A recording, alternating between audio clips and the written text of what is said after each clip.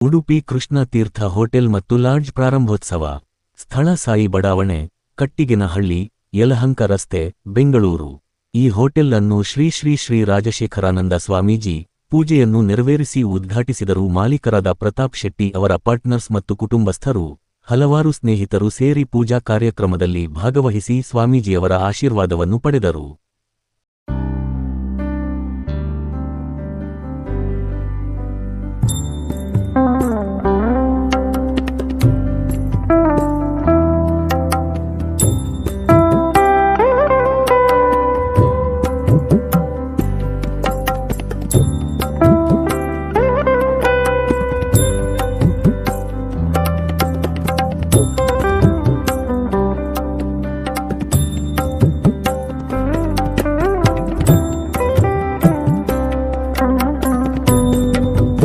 ಅದ್ಭುತವಾದ hotel lodge inauguration ತಾವು ಬಂದಿದ್ದೀರಾ, ಏನು ಹೇಳಕ್ಕೆ ಬಯಸ್ತೀರಾ? ಕೃಷ್ಣ ತೀರ್ಥ, ಈ ಕೃಷ್ಣ ತೀರ್ಥ ಅನ್ನುವುದಕ್ಕೆ ಒಂದು ಒಳ್ಳೆಯ ಹೆಸರನ್ನು ಆಚಾರ್ಯ ಮಧ್ವರು ಹೇಳ್ತಾರೆ. ಕೃಷ್ಣ ಎಲ್ಲಿ ಕಾಲಿಡ್ತಾನೆ ಅಥವಾ ಕೃಷ್ಣನ ಹೆಸರು ಎಲ್ಲಿ ಬರ್ತದೋ ಅಲ್ಲಿ ಎಲ್ಲ ಜನಜಂಗುಳಿಗಳಿರುತ್ತೆ ಅನ್ನುವ ಒಂದು ಮಾತು ಬರ್ತದೆ. ಅಂದರೆ ಕೃಷ್ಣನನ್ನು ಹೊಂದಿಕೊಂಡು ಗೋಪಿಕೆಯರೆಲ್ಲ ಇರ್ತಾರೆ. ಇದು ಒಂದು ವ್ಯವಹಾರ ಕ್ಷೇತ್ರ.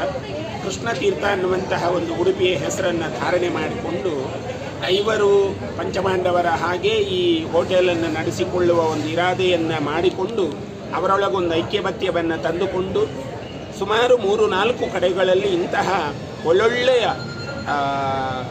ಅಂದರೆ ಶುಚಿ ಶಾಕಾಹಾರಿ ಹೋಟೆಲನ್ನು ಅಲ್ಲಲ್ಲಿ ಮಾಡಿದ್ದಾರೆ. ಅದು ವಿಷ್ಣು ವೈಭವ ಇರಬಹುದು, ಕೃಷ್ಣ ತೀರ್ಥ ಇರಬಹುದು, ಈ ಬೇರೆ ಬೇರೆ ಹೆಸರುಗಳಲ್ಲಿ ಹೋಟೆಲನ್ನು ಮಾಡಿದ್ದಾರೆ. RR ನಗರದಲ್ಲೂ ಒಂದು ವಿಷ್ಣು ವೈಭವ ಹೋಟೆಲ್ ಇದೆ.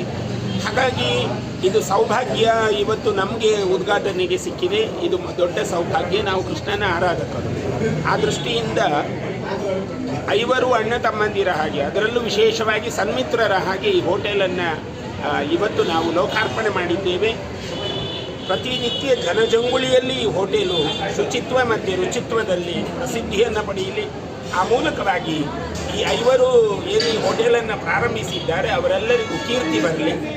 ಜನಮಾನಸದಲ್ಲಿ ಭಾರತದಾದ್ಯಂತ ಜಗತ್ತಿನಾದ್ಯಂತ ಈ ಹೋಟೆಲಿನ ಹೆಸರು ಚಿರಾಯುವಾಗಿ ಉಳಿಯಲಿ ಅಂತ ನಾವು ದೇವರಲ್ಲಿ ಪ್ರಾರ್ಥಿಸಿಕೊಂಡು, ಯಾರೆಲ್ಲ ಇಲ್ಲಿ ಆಹಾರಕ್ಕಾಗಿ ಮತ್ತು ವಿಹಾರಕ್ಕಾಗಿ ಯಾರೆಲ್ಲ ಬರ್ತಾರೆ ಅವರಿಗೆಲ್ಲರಿಗೂ ನೆಮ್ಮದಿ ಮತ್ತು ಶುಚಿತ್ವದ ಸಂತೋಷ ಅವರಿಗೆ ಲಭ್ಯವಾಗಲಿ ಅಂತ ನಮ್ಮ ಆರಾಧ್ಯ ದೇವರನ್ನು ಪ್ರಾರ್ಥಿಸಿಕೊಂಡು, ಎಲ್ಲರಿಗೂ ಈ ಶುಭ ದಿನದ ಈ ಶುಭಾವಸರದಲ್ಲಿ ಈ ಹೋಟೆಲಿನ ಕೃಷ್ಣ ತೀರ್ಥ ಎಲ್ಲರಿಗೂ ಲಭ್ಯವಾಗಲಿ ಅಂತ ಹೇಳಿ ಪ್ರಾರ್ಥನೆ ಮಾಡಿಕೊಂಡು ಒಂದು ಮಾತನ್ನು ಕೇಳಿದೆವು. ಲಾಸ್ಟ್ ಟೈಮ್ ಕೊರೋನಾ ಬಂದಿತ್ತು. ಆ ಕೊರೋನಾ ಸಮಯದಲ್ಲೂ ಹೋಟೆಲನ್ನು ಬಂದು ಮಾಡದೆ ಎಲ್ಲರಿಗೂ ಆಹಾರ ಕೊಡುವಂತಹ ಒಂದು ನಿಶ್ಚಯ ಮಾಡಿರ್ತಕ್ಕಂತಹ ಪ್ರತಾಪ್ ಶೆಟ್ಟರು ಇದ್ದಾರೆ.